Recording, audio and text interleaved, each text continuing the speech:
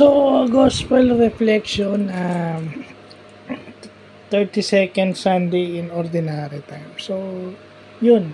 Ang tema lang ng gospel ngayon is maging prepared tayo, no, sa pagdating ng Panginoon.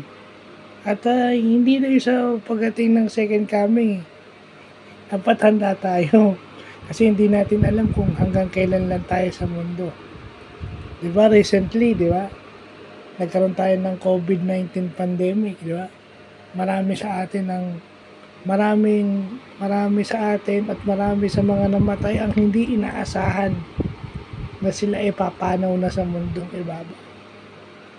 Yun. Maging handa. Kasi hindi natin alam, baka bukas o sa makalawa, hindi ka na magising.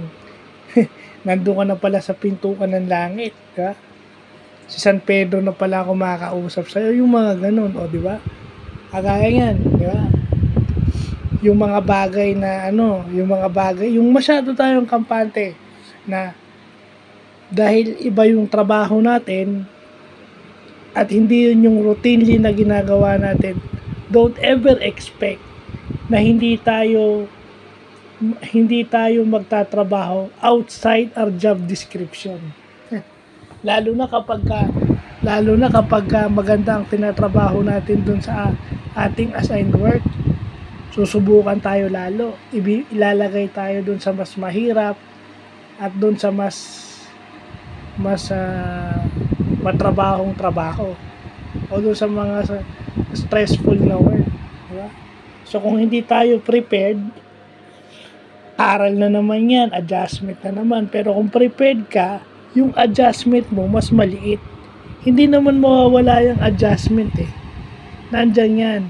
Pero ang ginagawa ng preparation is pinapaigsi yung iyong preparation. Kumbaga, pinapaigsi yung oras na kung pinapaigsi yung adjustment time mo. Kasi prepared ka na dun sa work na yun. Kumbaga, programmer ka. Example, coder ka o tech support ka, wag mo sabihin hindi ka magga-graphics. Graphics artist ka, wag ka maging kampante na hindi ka magiging coder o hindi ka magiging tech support. And vice versa yun, ha. Kasi sasabihin nyo, wala naman sa job description ko yan. Okay, fine. Wala nga sa job description nyo. Pero may mga companies na kesa kumuha pa ng panibago, sa inyo na lang ibibigay yung extra trabaho at yung ipapasweldo sa mga bago, idadagdag na lang sa inyo. Di ba? At least, may tiwala rin sa inyong kaya nyo yung trabaho. May expectation sa inyo. Well, ganun din yung buhay pananampalataya natin. Required tayong maging handa. Kagaya ng gospel ngayon, di ba?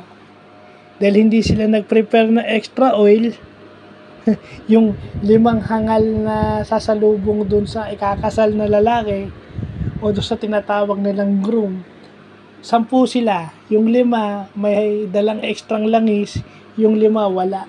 So, anong nangyari dun sa 5 hindi nagdala ng extra? Hindi pinapasok. Tinakwil. Sinabi hindi sila kilala. Kasi hindi sila handa. So, yun lang yung tema ng gospel ngayon. Huwag maging kampante. Kasi sasabihin, lalo na sa professional world, yung sasabihin yung darating tayo dyan. Well, yeah, darating tayo dyan. Kaya kailangan maging handa kayo bago pa kayo dumating doon. Kasi baka pag dumating na kayo ron, magulat kayo sa dadatnan nyo. So, yun lang po.